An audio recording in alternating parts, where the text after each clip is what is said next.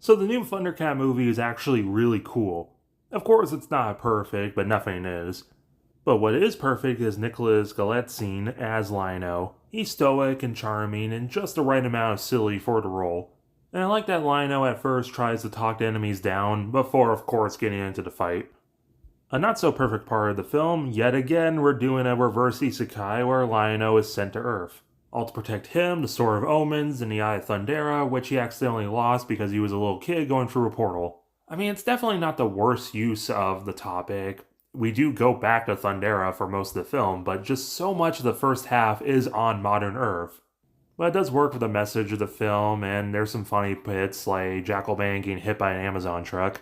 I love the reference to early concepts of the series, but it's kind of weird how the actual Sword of Omens ended up in the hands of a statue. The film significantly improves when Chitara finds Lion-O to bring him home. She's characterized well, and I like that they brought up they trained together as kids, but they didn't jump into a romance despite Lionel's wishes. I mean, they'll probably end up together, but I like that they didn't jump into the romance. Jared Leto is shockingly good in this film. Probably because you can't tell it's him under the costume and the voice filter. He's only ever seen in his ever-living form in the film for the message of he's toxic masculine. And I love that this movie went into this topic because it's a franchise that's so known for the characters being ripped. And Lionel has to learn that it's okay that he's not as big and muscular as everyone else. And I love the theme of Mumra being nothing without his powers, where Lion-O is more. Because he actually cares about things, while Mumra only wants the Eye of Thundera, despite the fact he conquered an entire planet and has everything, he just keeps wanting more and more power. Mumra definitely has a lot of sinister and creepy moments, but they allow him to be silly and name-cally like in the cartoon. Which I love because I know a lot of movies would be way too scared to have him be eccentric or make him too silly. Thundera looks gorgeous. I mean, just look at the cat slayer. Even after Mumra takes over and lets everything fall apart. Idris Elba is as great as always as Panthro, and he blames himself for Mumra taking over, in a unique twist to his character. Oh, and when Lion-O uses the sword for the first time and activates it, it's so cool. Thunder! Thunder! Thunder! Thundercats! I love that they made a burble one of the main characters. Lion-O's dad and Jaga isn't in the movie a whole lot, but they do a good job with what they got.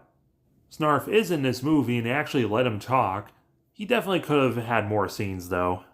And just all the designs in this movie is so peak. They look actually like the characters they're supposed to rather than just being all in leather and black. Like you know this movie would have done if this was made like 10 years ago.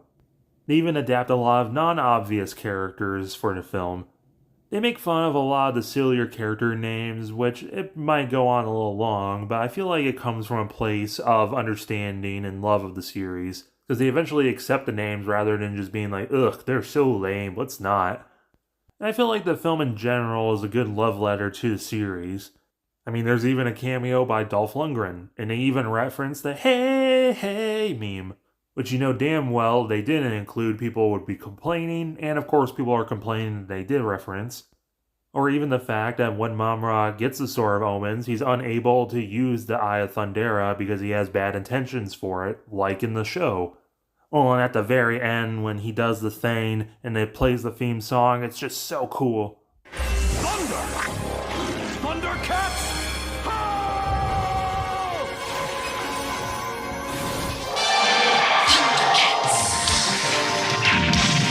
This movie does have some problems, but I felt like it was a very fun watch, with great action, great camera work, great designs, and tons of love for the franchise.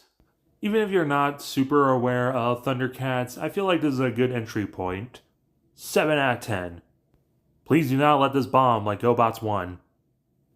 But let me know what you thought down below, as well as hitting the like button, sharing with your friends, subscribing if you're new, and hyping on mobile.